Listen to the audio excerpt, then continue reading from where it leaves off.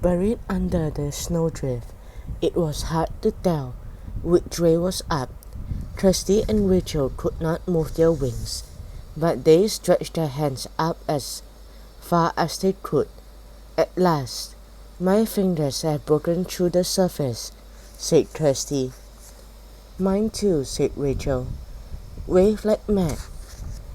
They waved as hard as they could, hoping that above the snow, Hana would be searching for them. Seconds later, they felt the fairy's warm hands squeezing theirs. Then the snow fell away, and they sprang up. The Hanukkah was lying beside them. Hooray, Hana cheered, jumping up and down for joy. The goblins were nearby, shaking snow from their bedraggled clothes. Then the trusty goblin spotted the fairies. No, he yelled. At that moment, Hana reached down and laid her hand on the Hanukkah. It shrank to fairy size, and she hugged it to her chest.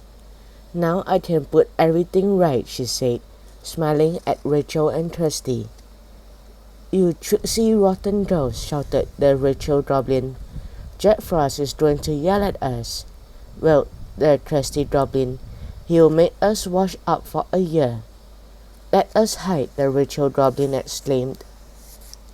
They ran off into the darkness, and the fairies exchanged excited smiles. They have done it. Jack Frost is going to be crosser with us than ever, said Trusty. Not as cross as Abigail, said Rachel with a sinking feeling. She still thinks I was rude to her earlier.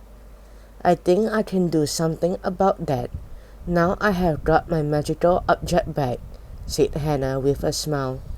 She raised her wand and waved her sparkling light, washed over the house. Everyone inside will forget about the goblin's behavior and the food disappearing, said Hana. Just then they heard the back door of the house open. Rachel, Trusty, are you there? Called Abigail's voice. We are about to light the Hanukkah. You should go and join in, said Hana. I have returned the candles that the goblin stole, and now I must get home to Fairyland. Goodbye, girls, and thank you from the bottom of my heart.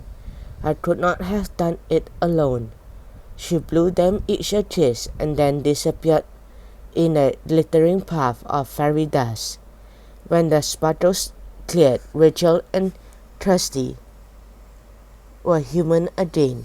Sharing a smile, they ran back to the house. There you are, said Abigail, pulling them inside. Come on, this is the best bit. She led Rachel and Trusty into the sitting room. The family's Hanukkah was filled with candles again. Everyone smiled at them. It was clear that no one remembered what had happened earlier. The girls watched as blessings were spoken and all the candles were lit. Let us remember the wonderful miracles God did and still does, said Abigail's mom in a happy voice. There was a moment of thoughtful silence, and then, now is it time for the presents? Miriam asked. Everyone laughed, and Abigail's dad began to sing. The music rang out. Gifts were handed around. Miriam got a game, and Abigail got a book, and all the children were given chocolate coins. Hanukkah is a super happy festival, said Rachel, smiling at her best friend. Thank goodness Jack Frost and his goblins have not spoiled it. I just hope that we can find the two magical objects that are still missing. Do not worry, said Trusty.